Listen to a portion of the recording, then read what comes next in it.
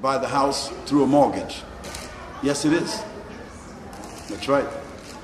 In fact, sister, this issue of interest, it is one of the major crimes in Islam. It is the only crime that Almighty God has announced war against. So it means that the people that take interest and give interest and write the contracts for interest, they have themselves made a proclamation of war against God. Now, if you're innocent and you don't know this, you're not responsible because you didn't know. But let me give you the principle behind it. Interest was a conspiracy that was created by a group of people that allowed a small group of people to wind up owning the properties of people for nothing. And after that, to not only own their properties, but to wind up owning and controlling the lives of even their children and their grandchildren for nothing. It's a conspiracy. And this conspiracy goes so far that through interest, different countries wind up in a situation what they call international debt. You've heard of foreign debt. So that countries are given money and they can't pay that money back. And so what happens, the people or the banks who have already been paid that money, another group of people go in there and take over the natural resources of that country, rule that country, run that country for hundreds of years on the basis of what? A debt that started out and built up interest. For instance, imagine a country borrowing 10 million and there being a 22% compounded interest on that every year. So you don't have to be a genius to understand that in a matter of 20 years, that 10 million winds up to be 230 million, and it's still not paid. What do? They go and they start a civil war to make sure that people that are in place to begin paying that debt.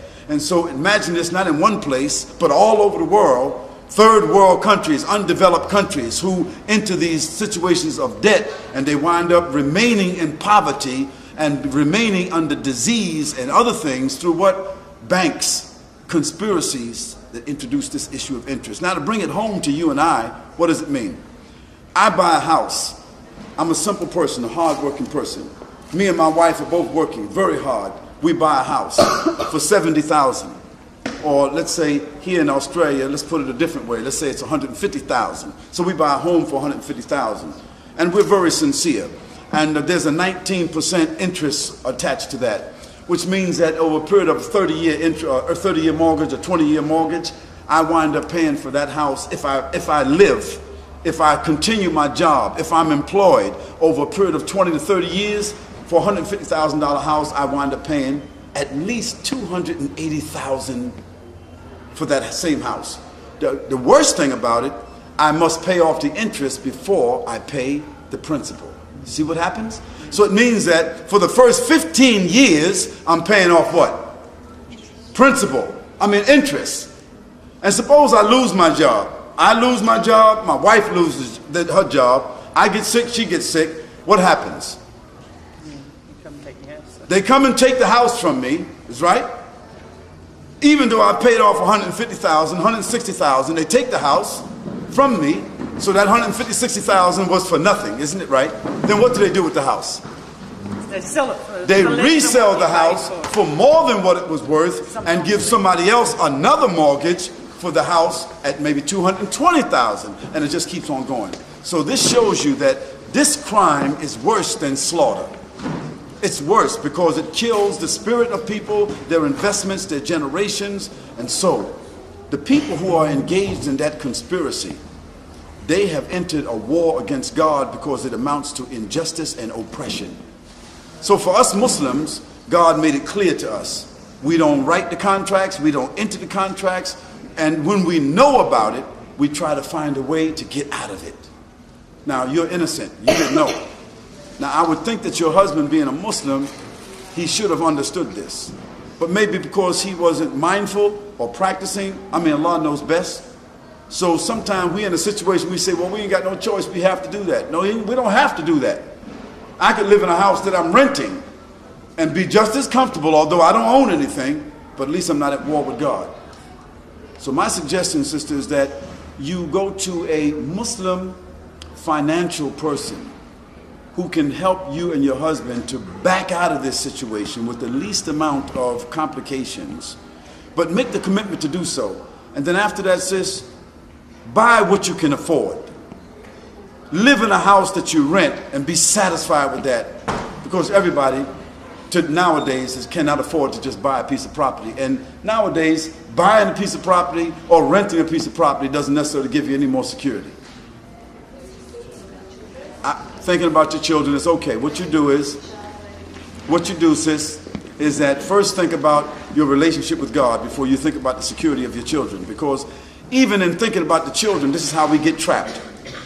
Even with this insurance thing, somebody comes and knocks on your door and asks you, do you have insurance? Or don't they? You say no. They say, well, listen, all you got to do is pay $23 a month. I mean, it's nothing. And in case you die, your children are going to get $50,000. So because you're thinking about your children, what do? You wind up saying yes. So you pay $23 a month. How much is that a year? About $600 a year, isn't it? And what do you get for it? If you don't die, you don't get nothing for it. So in 10 years, how much is that? That's $6,000, isn't it? Now think about 100,000 people that are paying the same premium for 10 years, times 6. How much is that? See? You see the kind of money. 60 million that these insurance companies are making, these big buildings, probably the biggest buildings in Sydney, and they never lose. Why? Because they're stealing, they're robbing, they're the biggest pirates. So in Islam, Allah warned us about it. And so most Muslims avoid interest at all costs. Now there are certain parts of the way we live in life that sometimes it's almost unavoidable because they got so many traps that one of the little traps is going to get you. Like, you get the credit card and you are intending to pay, but you missed that payment, so they get you on that. Or you go to the hospital and there's a little bill there you didn't pay, to get you on that. Or the student loan and they get you on that. So they got so much stuff hooked up. But the direct things, avoid it. That's the best thing I can tell you, sis. That's not interest. If you give me $10,000 to invest in my business for you, and I say to you that I'm going to share the profits with you, then also you should know that I'm also sharing the liabilities with you. If I lose money, what happens? You're going to lose some too, right? If I make money, you're going to make some. This is called mudaraba. This is called business. On the subject, GST, is that Riba? What is GST? Government services tax. That's another issue. That's another issue. Look, what I want to say is that whatever you're forced to do is a different issue. But business is business, and interest is something else. Now, people try to make interest seem like it's business, but it's not business. It's robbing, it's stealing, it's exploitation at the highest, most sophisticated level. And it used to be against the law in all religions. It used to be against the law in Australia. It used to be against the law in Great Britain. It used to be against the law in America until the financial wizards, companies, bankers overpowered the governments. And now all of a sudden it's a big business. So all I can say is just avoid it, and that's another subject.